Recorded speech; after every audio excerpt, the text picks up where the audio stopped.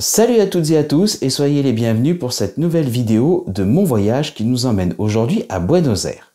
Nous sommes partis le 16 janvier, c'est donc le plein été dans l'hémisphère sud. C'est parti pour 13 heures de vol destination Soleil.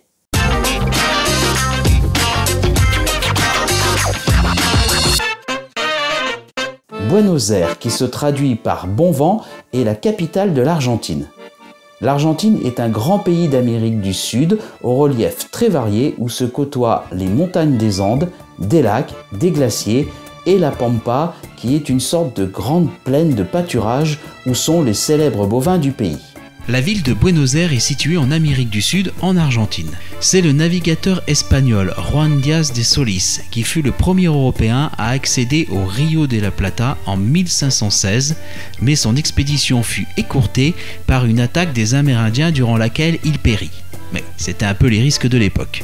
Deuxième chance pour Pedro de Mendoza qui était à la recherche d'or et qui fonde une petite colonie le 2 février 1536 à l'embouchure du Rio de la Plata qu'il baptise, attention, Nuestra Señora Santa María de Buenos Aires. Les premières fondations de la ville se situent dans l'actuel quartier de San Telmo, proche du centre-ville que nous irons visiter. À Buenos Aires, il y a maintenant plus de 48 quartiers qui composent la ville. Parmi les plus connus, citons les quartiers de La Boca, Puerto Madero et les quartiers touristiques et animés de San Telmo. L'Argentine est réputée pour le tango et la musique.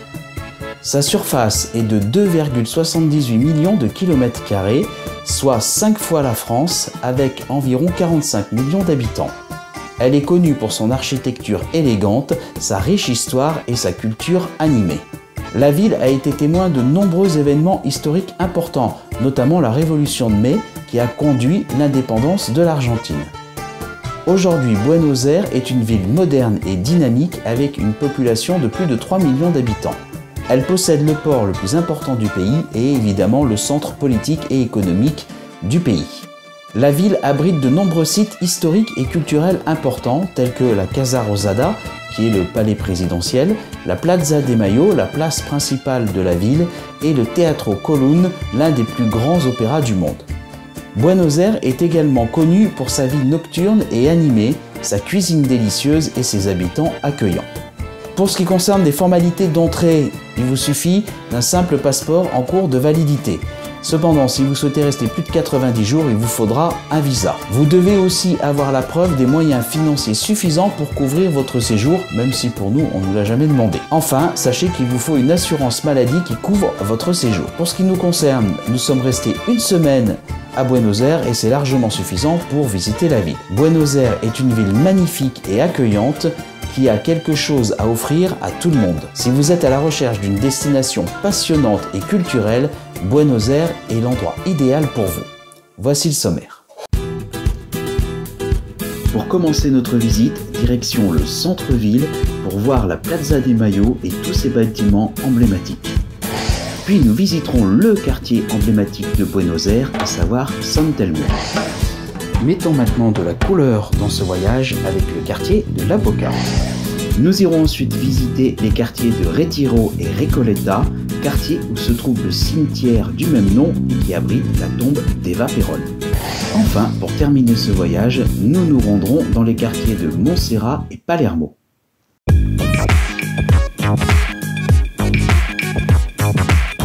Bienvenue sur la place de Mai, le cœur de Buenos Aires. Cette place historique est située au centre-ville et elle abrite de nombreux monuments importants dont le palais présidentiel, la cathédrale métropolitaine et le Cabildo. La place de Mai a été fondée en 1580 par le fondateur de Buenos Aires, Juan de Guerre. Elle a été le théâtre de nombreux événements importants de l'histoire d'Argentine avec notamment la déclaration d'indépendance en 1816. La place de Mai est également un lieu de rassemblement pour les manifestations et les célébrations.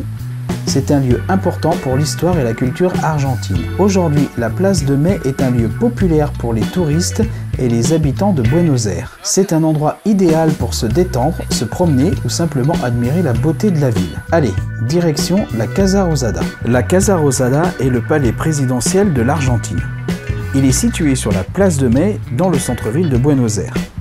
Le palais a été construit au XVIIe siècle et a été le siège du gouvernement argentin depuis 1853.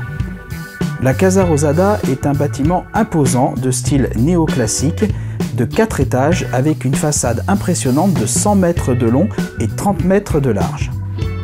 Le palais est construit en pierre de taille et est peint en rose clair, d'où son nom. Mais pourquoi avoir choisi cette couleur? C'est tout simplement parce qu'en 1853, le président Domingo Faustino Sarmiento a décidé de peindre le palais en rose pour symboliser la fusion des deux partis politiques qui se livraient alors une guerre civile.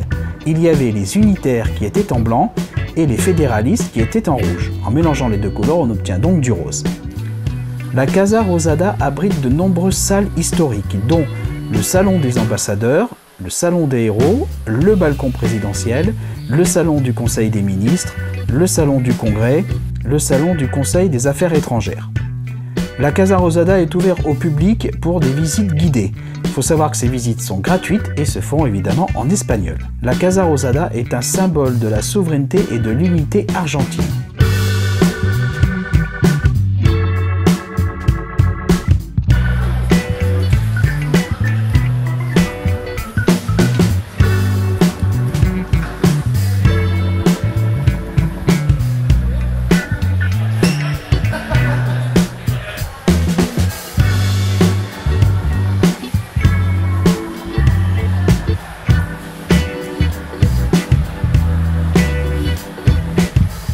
Voici maintenant la cathédrale métropolitaine de Buenos Aires, qui est un bâtiment imposant et magnifique, situé évidemment dans le centre-ville. Elle est la cathédrale de l'archidiocèse de Buenos Aires et le siège de l'archevêque de Buenos Aires. C'est aussi la plus ancienne des cathédrales d'Argentine. Elle a été construite au XVIIIe siècle et elle est en pierre de taille. Elle présente une façade imposante avec 6 colonnes. La cathédrale a également 2 tours carrées qui s'élèvent à 112 mètres de haut. L'intérieur de la cathédrale est grandiose. Elle est longue de 100 mètres et large de 60 mètres. Le plafond est soutenu par des colonnes de marbre et il y a de nombreux vitraux colorés. C'est un lieu important pour les catholiques de la ville. La cathédrale abrite également un orgue de 4500 tuyaux. Elle est également un site touristique populaire et visité par des milliers de personnes chaque année. Voici quelques éléments supplémentaires sur cet édifice. Elle a été construite entre 1754 et 1827. Elle est la plus grande cathédrale d'Argentine. Elle abrite les tombes de plusieurs personnalités importantes, dont José San Martín, le libérateur de l'Argentine. Voici d'ailleurs une anecdote sur cette cathédrale. En 1952, la dépouille de José de San Martín, le libérateur de l'Argentine, a été transférée de France à la cathédrale métropolitaine de Buenos Aires. La dépouille a évidemment été reçue par une foule en liesse et a été placée dans un mausolée spécialement construit pour elle. La cérémonie de transfert de la dépouille de San Martín a été un moment important pour l'Argentine. Elle a marqué le retour d'un héros national dans son pays d'origine et a renforcé le sentiment d'identité nationale argentine. La cathédrale est ouverte au public tous les jours.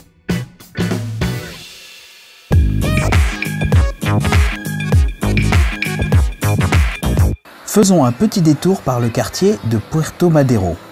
Il est situé sur les rives du Rio de la Plata, à l'est du centre-ville.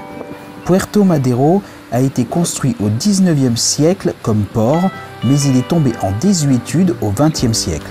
C'est seulement dans les années 90 qu'il a été réaménagé et est devenu un quartier résidentiel, commercial et touristique. Puerto Madero est aujourd'hui un quartier moderne et élégant avec des immeubles de grande hauteur, des musées, des restaurants, des bars et des boutiques. Il est également un lieu populaire pour les promenades, les pique-niques et les promenades en bateau. Les bâtiments emblématiques de Puerto Madero sont les silos portatifs qui ont été construits au début du XXe siècle et qui servaient à stocker le grain. Un autre monument important est le Puente de la Mujer, traduisé par le pont des femmes, un pont piétonnier en forme de ciseau qui a été construit en 2001. Puerto Madero est un quartier agréable à visiter avec une atmosphère animée et cosmopolite. Il est également un lieu idéal pour profiter de la vue sur le Rio de la Plata. Voilà, c'est terminé pour cette première vidéo sur Buenos Aires. J'espère qu'elle vous a plu et surtout qu'elle vous aura servi à préparer votre voyage dans cette très belle ville.